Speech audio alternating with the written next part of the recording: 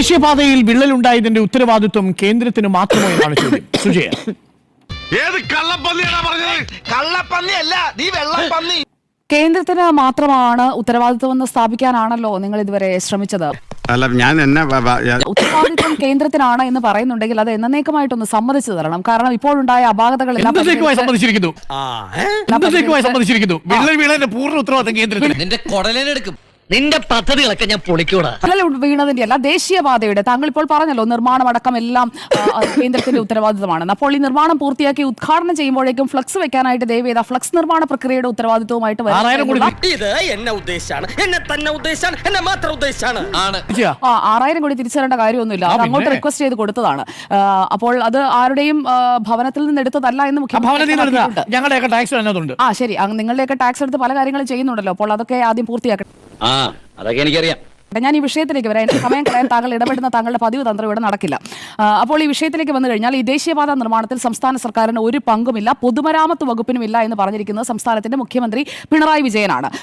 എന്നിട്ട് സാർ ഇങ്ങനെ പരസ്പര ബന്ധമില്ല സംസാരിച്ച സ്മോൾ അടിച്ചിട്ടുണ്ടല്ലേ? ഇപ്പൊ ശരിയാക്കി തരാം, കുറച്ച് ധൈര്യം ഉണ്ടോന്നേ. പ്രശ്നങ്ങൾ പരിഹരിച്ച് മുന്നോട്ട് പോകുമെന്ന് പറയുന്നതിനൊപ്പം അദ്ദേഹം പറഞ്ഞ കാര്യം എന്താണ്? എല്ലാ കാര്യങ്ങളും ചെയ്യേണ്ടത് ദേശീയപാത അതോറിറ്റിയാണ്, എല്ലാം അവരുടെ നിയന്ത്രണത്തിലാണ്. ഇത്രയും മുഖ്യമന്ത്രി പറഞ്ഞ ഇന്ന് നമ്മുടെ മുന്നിലുള്ള പബ്ലിക് ഡൊമൈനിലെ സ്റ്റേറ്റ്മെന്റ് ആണ്.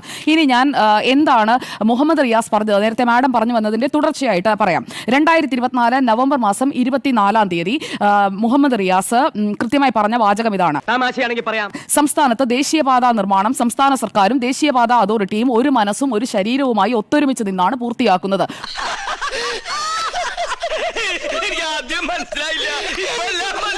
അപ്പോൾ ഈ നിർമ്മാണ പ്രവൃത്തി നടന്നുകൊണ്ടിരിക്കുന്ന വേളയിലാണ് ഈ പ്രതികരണം അദ്ദേഹം നടത്തിയിരിക്കുന്നത്. ഓരോ 2 ആഴ്ചയും അവലോകനം, മുഖ്യമന്ത്രിയുടെ നേതൃത്വത്തിൽ മുഴുവൻ വകുപ്പുകളുടെയും ഏകോപനത്തോടു കൂടിയുള്ള അവലോകനം.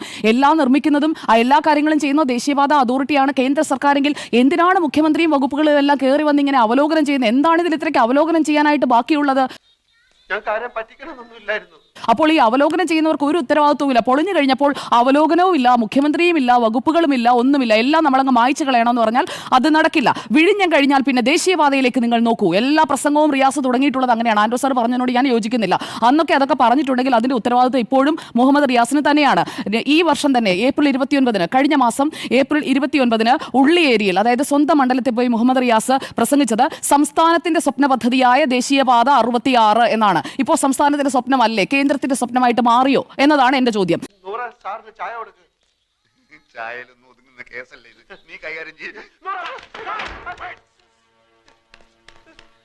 അപ്പോൾ ഈ നിർമ്മാണം പൂർത്തിയാകുന്ന ഡേറ്റ് അടക്കം പ്രഖ്യാപിക്കുന്നത് ഗഡ്കരിയല്ല, നിതിൻ ഗഡ്കരി ഇതുവരെ ഈ ദിവസമാണ് ദേശീയപാത 66-ന്റെ നിർമ്മാണം പൂർത്തിയാക്കി സമർപ്പിക്കാൻ പോകുന്നത് എന്ന് പറഞ്ഞിട്ടില്ല. പക്ഷേ കേരളത്തിൽ നിയമസഭാ തെരഞ്ഞെടുപ്പ് നടക്കുന്ന 2026 മാർച്ചിന് മുമ്പ് കൊട്ടിഘോഷിച്ചുള്ള ഉദ്ഘാടനം നടത്താൻ പോകുന്നുവെന്ന് പല വേദികളിലായിട്ട് മുഹമ്മദ് റിയാസ് പറഞ്ഞതിന്റെ സൗണ്ട് ബൈറ്റ്സ് കിടപ്പുണ്ട്, പബ്ലിക് ഡൊമൈനിൽ കിടപ്പുണ്ട്. ഞാനിത് എവിടെ നിന്ന് ഉണ്ടാക്കി പറയുന്നതല്ല.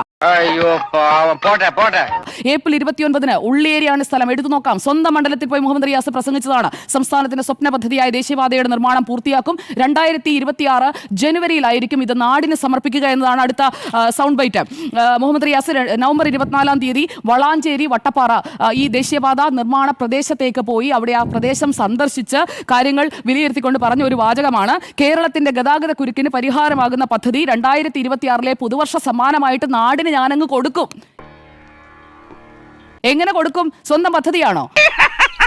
അങ്ങ് കൊടുക്കും എന്ന് പറയും. എന്നാൽ അങ്ങനെ പറഞ്ഞിട്ടുണ്ട് എന്നുണ്ടെങ്കിൽ, ആ കൊടുക്കും എന്ന് പറഞ്ഞ് ഫ്ലക്സ് വെച്ചിട്ടുണ്ടെങ്കിൽ ഇപ്പോഴത്തെ ഈ പൊളിഞ്ഞതിന്റെ ഉത്തരവാദിത്വവും അങ്ങ് സ്വന്തമായിട്ട് അങ്ങ് എടുക്കണം. അല്ലാതെ അത് പറ്റില്ല. ഇഷ്ടപ്പെട്ടു എടുക്കുന്നു എന്ന് പറഞ്ഞുകൊണ്ട് അന്ന് ഈ ക്രെഡിറ്റ് എല്ലാം അങ്ങ് എടുക്കുകയും ഇഷ്ടം പോലെ ഡ്രോൺ ഷോട്ട്സ് അടക്കം വെച്ചുകൊണ്ടുള്ള റീൽസും അതുപോലെ തന്നെ പരസ്യവും ഫ്ലക്സും എല്ലാം നാടുനീളെ വെച്ചു. ഹൈക്കോടതി ഉത്തരവുള്ളതാണ്, അതൊക്കെ മറികടന്നാണ് ഇത്രയും ഫ്ലക്സ് വെച്ചിരിക്കുന്നത്. കാഴ്ച മറയ്ക്കുന്ന രീതിയിൽ വരെ എത്ര ഫ്ലക്സ് ആണ് മുഹമ്മദ് റിയാസിന്റെ പടമുള്ളത്. അതെല്ലാം വെച്ച് കഴിഞ്ഞിട്ട് ഇപ്പോൾ അതൊന്നും ആരും കാണരുത്, അതൊന്നും അല്ല, അതൊന്നും ഞാൻ പറഞ്ഞിട്ടില്ല, ഞാൻ ചെയ്തിട്ടില്ല എന്ന് പറയുന്നു. ഇങ്ങനെ പൊതുമരാമത്ത് മന്ത്രി ഒന്നും ചെയ്തിട്ടില്ല എന്ന് മുഖ്യമന്ത്രിയെ കൊണ്ട് പറയിപ്പിക്കുന്നു.